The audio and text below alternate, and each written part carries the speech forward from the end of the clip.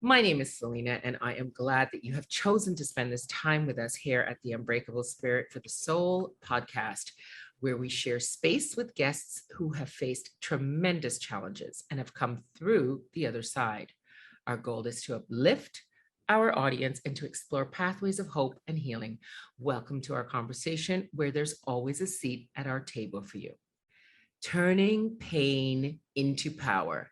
Let that sit with you. How does it resonate? Is this something that you can personally relate to? I can't even take credit for this time. And this is how my next guest encapsulates this chapter in her very interesting life. Leona Harvey is a survivor of a fairy tale turned nightmare courtship and subsequent marriage.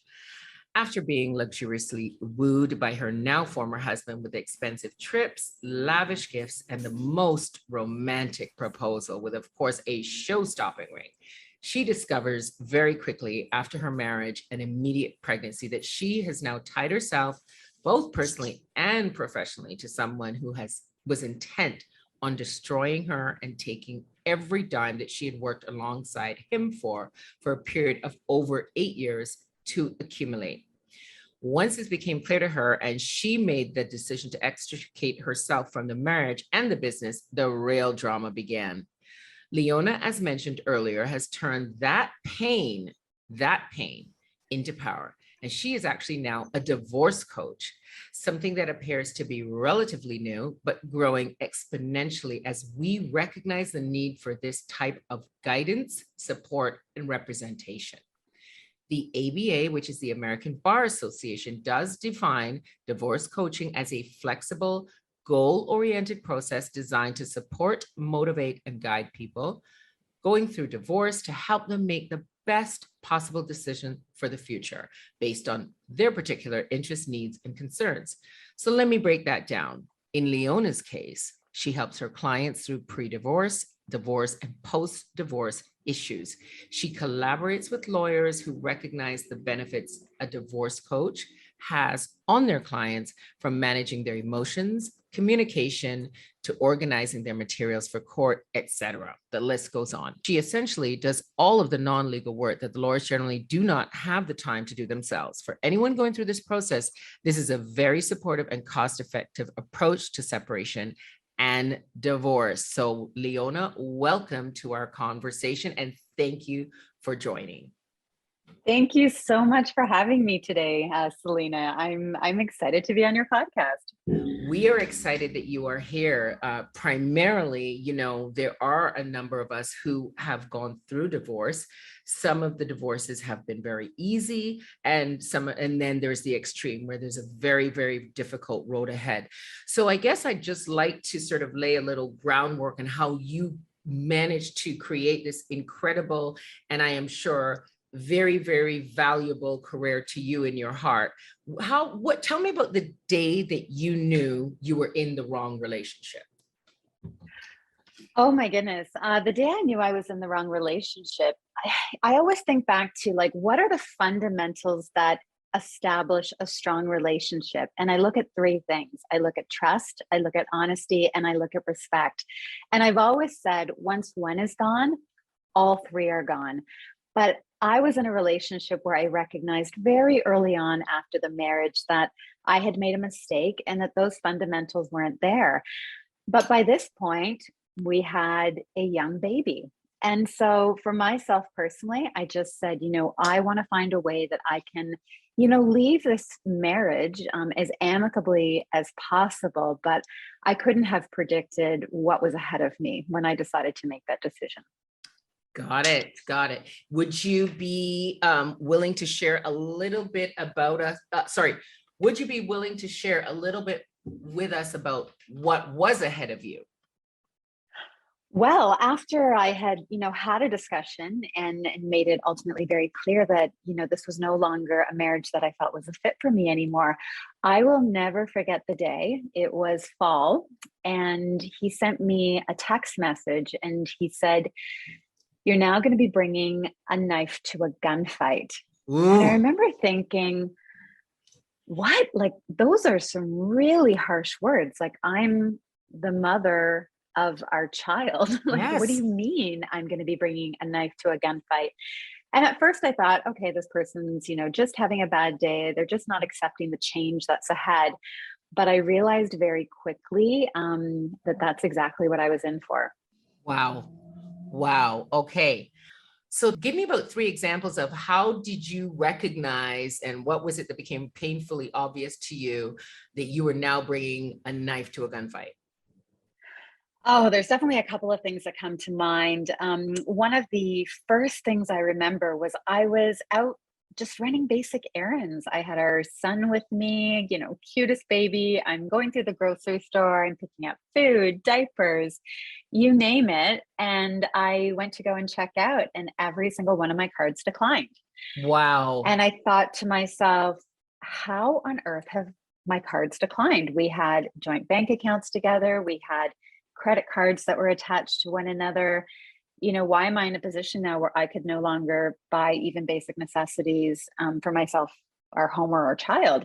And when I went home, he had made it clear to me that he had cut me off. So there was, financial abuse out of the gate. Right.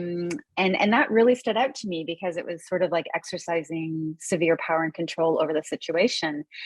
I then, received a letter from counsel. So we're now Yes. living in the same home, and he has his counsel communicating to me. So you can imagine how awkward that is when, you're Yes. trying to go through this amicable process, and And have you have a lawyers child, and messaging you have a you, and you child, have a right? child, and Yes. you're trying to navigate this as, amicably as possible. And I remember going through the process thinking, like, this is an individual that I built not only a life with, but we built a business and took it internationally together.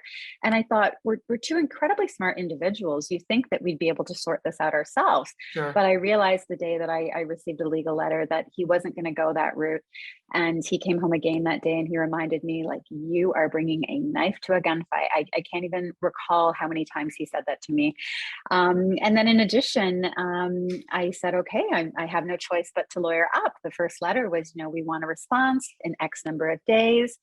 We want to know who your counsel is. So I had to go around and start interviewing lawyers.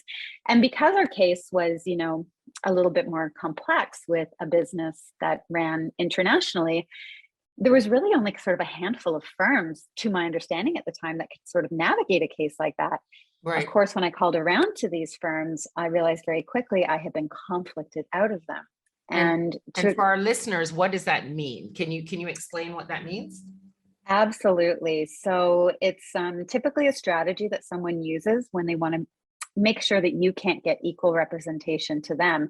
And so what he had done was he had gone around and had initial consultations and paid for consultations with these firms, where when he tells them enough about our story, when I call and they do a background check based on my name, they'll see him pop up and they'll go, sorry, there's now a conflict. Wow. We can't work with you.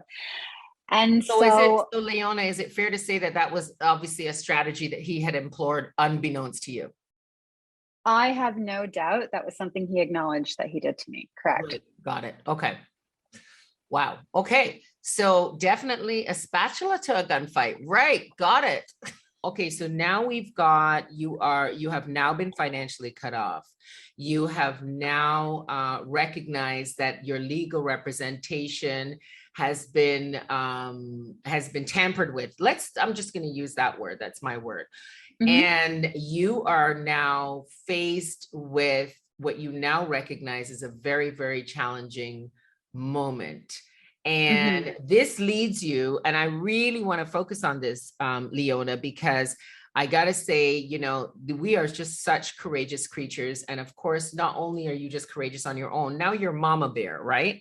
And you're Mhm. fighting for your livelihood with your child. Like, what is that gonna look like now that you're embroiled in this situation? So take us to the point where you recognize unequivocally that what you have been, you've obviously gone out there, you've checked out lawyers and so on and so forth, and you realize that this is just not adequate enough. So walk us through that, please. Yeah, so I eventually started out with counsel locally. And as things progressed, I very much started to see the power imbalance between the lawyers that he had retained versus the lawyer that I had retained. I also had limited funds in the sense that because I had been cut off from matrimonial funds, I'm now borrowing from family and I'm feeling absolutely horrible about it. So I'm really trying to Mhm. make, the best use of time with counsel, but it just takes getting that first monthly legal bill for your just Hmm. heart to sink and for you to go, we've got nowhere in the last month. This bill is huge. How am I going to get through this? And so, we started the process. I actually had to start an action with the family law court simply because I had been cut off. I had no spousal support. I had no child support. I had no access to funds I had built together with this individual. And so we really had no choice but to bring a matter to court when someone refused to do all of the above. And that's where, the family law proceeding started. Wow. Wow. So I know that I believe that you had a different career. And so tell me how then you transitioned into this career, because this is the juicy part. Mhm. Yeah, so it was really navigating our court system. It was interesting, as difficult as it was to navigate. I had counsel at first, but I eventually had to self-represent and use counsel by way of unbundled services just because I had such limited financial means. It really led me to believe that not only is our court system quite dysfunctional, but it's not accessible to the average Canadian. And I was an average Canadian, actually probably upper middle class, and I couldn't even afford to navigate it with counsel by my side. And it really made me start to focus less on my own case and more of what I saw just being an access to justice problem for all Canadians. And it was really interesting. But we talked about turning pain into power when we met before doing this episode, and that's really where I started to feel this transition between, I'm going through this incredibly painful legal battle. There's this Mhm. incredible power imbalance. The lawyers that I did work with called it a scorched earth strategy and campaign of litigation that I was up against. And I was really feeling it. It was really painful. But Mhm. there was this transition during that process where I started to turn that pain into power because I said, I'm not the only one impacted in this way. I would Right. go to the court to file my documents and come across so many other people that were in the same position that couldn't afford legal counsel, that felt these power imbalances. And I said, my gosh, like, how is this publicly funded court system not able to be accessible to the very public who's funding it? And Yes. it just started this kind of fire inside of me and this passion inside of me to be like, there's got to be something that can be done. Right. You know what, Leona? I think you are speaking to thousands upon thousands of men and women. And I am Hmm. so thrilled that you took action where you can sort of stand in the gap for those who are facing those insurmountable. What I'm sure there were moments in what you were feeling that felt insurmountable, right? Was there Hmm. anything that you leaned into that really helped you get through those moments? Oh my goodness. Absolutely. I remember my dad saying to me throughout this process, because I would have days where I just felt like, how am I going to survive this? It's such a power imbalance. I was terrified. I was experiencing just anxiety from the power imbalance. And my dad always said to me, life doesn't deal you anything that you can't handle. And we would have lengthy talks about the fact that I might not know what the lesson is at this moment in time, but I will eventually. And that's what really sort of kept me going. Was I'm like, okay, life has dealt me this card. It's incredibly difficult. It's so painstaking, but I'm going to get through it. Like, I'm going to be okay. And That's the I would go to diamond. court. Yeah, that was the That diamond. is And the diamond. That's the and he in that moment, that's like what helped you really just sort of keep going and discover your unbreakable spirit. Absolutely. That on top of, I had a best friend who is a social worker by trade, and she was just a godsend during this whole process. Like she was always there for me, always checking in. It's interesting, but you really know who your truest friends are when you go through something incredibly difficult. Absolutely. And she stepped up to the plate for 3 years, and to this day, like, she's a sister. She's more than a friend. She's That's literally a sister. amazing. Isn't that, Hmm. as you said, right? It's through these moments where you really know who is for you and who your tribe is, right? 100%. And I have such a fantastic tribe. I'm just so blessed with the people in my life. How amazing. How amazing. Leona, can you share any cases that you've actually been involved subsequent to this? So I want to say this is what, how many years ago would you say that, yeah, this sort of, we're like over 5 years ago, let's put it that way. We'll just say that. Um, where have you gone with this? Who have you been able to help? How have you been able to help with your divorce coaching? Absolutely. Well, I started the transition into divorce coaching sort of indirectly. I didn't realize that that's what I was doing at first, but after my own court battle ended, I had to take some time to heal because I truly believe that you can't really help somebody else if you're operating from a place of a wound. And so I had to allow the wound from that experience to heal. And once it was at the position of being a scar, where it's like, it's something I've lived, it's something I've experienced, but it doesn't hurt me anymore, that's when I started to, on a voluntarily basis. So I had a, you know, corporate job. I had a full-time corporate career job at the time. On a voluntary basis, I started helping individuals on the side who I was just simply connected with through different organizations Right? who came to me saying, like, I'm self-represented.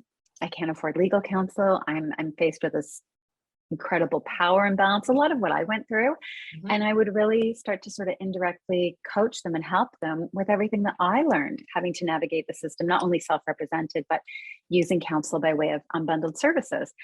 And it just started as really just paying it forward, Right. helping others, doing anything I could. I wasn't receiving any money for it. It was all voluntarily done, but it was over time the requests became more and more, and people would hear about me helping others through word of mouth. And I started to really think, like, I could turn this into a career. And not only that, but I had so much passion for helping others that I wasn't getting in my day-to-day corporate job. There you go. And Isn't it that about was the passion though? Like, isn't that the thing that drives you? Like when you are like exhausted or you're super busy, but it's the mhm. passion for what you do that like gets you to the next level or gets you over the hump. Isn't that the truth? Oh, it was a fire that was just lit inside my Fire. soul that, it was a fire. It made me want to jump out of bed every morning. I was excited to help coach someone through the next case. I was even more excited when they were successful against counsel. It Yes. just it brought me joy. It brought me happiness to see others go from a place of pain to their own power, and to sort of teach that concept to others that we will get through to the other side. And it was interesting, but COVID was one of the biggest blessings for me. I remember going to my corporate employer and saying, if you guys need to take anybody off the books due to COVID, because we were really at a standstill, I sort of put my Right. hand up and I said, I volunteer. And it was, That's a we new parted one. ways. That's a new one. But I was just dying to go back to school. And there were so many universities that were offering great online programs at the time. And my employer, it was, we couldn't have parted ways more amicably. Like, I was just thanking them for the experience. I was like, everybody was wonderful. But I really used COVID to, take that time to go back to school. And I went to university online.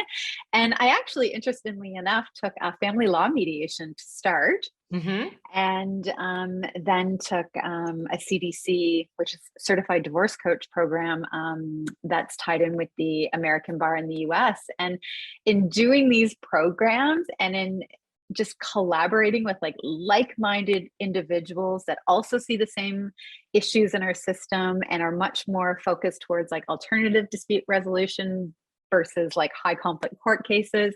I was just like, I am with my people. This is what I need to be doing. But I was now at the point where I'm like, now I need the professional credentials so I can really grow this into something. That is amazing. So we've got pain. We've gone through. So you are a person, or you do not just talk the talk, but you have walked it. You have walked through this fire, and you are able to successfully hold someone's hand through this process and get them through the other side. And you have the receipts to show it. You have the accreditation to show it. You are called on by notary people to have talks about this very, very in-depth, personal, and very painful subject. And that is, what a blessing. Like, that's what your dad talked about, right? That is the purpose of bringing it full circle. This is why you were walking through that fire, is so that you can be here, and you are willing to take your passion and then share it with others who are just unfortunately less fortunate and need somebody like you. Leona, I love your heart. Thank you. Your heart. And you know what? There's not a day that I don't think about just all the blessings that have come my way since this experience. It has given me a voice and a platform with so many different organizations. I work collaboratively with an organization called the National Self-Represented Litigants Project that was started by Professor Julie McFarlane, who has an Order of Canada and is one of the most brilliant law professors I've ever come across, who really understands, the issues and the challenges with access to justice in our system. She has given me, a platform to help others through their organization. She's also connected me with, the Law Society, who invited me down to be at, I guess, you would call it sort of like a circle table event where we all sat around and, just discussed some of the issues surrounding, lawyers and how they're governed. I've been invited to speak to law schools about the benefits of working with a divorce coach and offering unbundled services. I've been invited by the Canadian Bar Association from the different provinces chapters to speak about the benefits of collaborating with a divorce coach, and just even all of the law firms that I work with on a regular basis who have really embraced this process and have, tailored their service models to better, I guess, just provide a better service offering to the average Canadian. It has been such a beautiful experience. And I just love the change that I see happening. And I just keep going because it's just all so good. It's all so positive. That's amazing. That's amazing. Well, you know what? You love the change that you see happening. And here's the deal, Leona, you are part of that change. So thank you. Thank you for using your passion to be part of that change. Listeners, I really hope that you have enjoyed this. Leona is such a gift. And I know that there are tons of people who are going to hear this podcast and they're going to blow you up. I can feel it. I can feel it. I can feel it because they need you. Absolutely. Absolutely. And I would love to say, if anybody has any questions or they just want to connect, you can find me at letstalkdivorcecanada.com. My Instagram handle is also Let's Talk Divorce Canada, all one word. And I just love to connect with people. I love to share with them, how a divorce coach can, work alongside you and your lawyer to, to help keep your overall costs down. And I should be really clear, a divorce coach cannot offer legal advice. I'm just legal information, but I help you to be more efficient and more productive when you're working with your counsel or self-representing. So I'm, like I said, I'm happy to meet with people and help them through their process. Well, that's amazing. Thank you for doing my job as the host. Love it. Love it. Oh, no. Did I step in, Selena? I'm sorry. No, honey. It's all good. It's what we do. It's what we do. Yeah. Listen, thank you for listening to the Unbreakable Spirit for the Soul podcast. We have loved sharing time with Leona here today. We hope that you have found value in the story, in the information that was shared. Please click like, click share. We'd love to hear your feedback, comments, and reviews, which you can also easily post on Spotify once you've listened to the episode for longer than 5 minutes.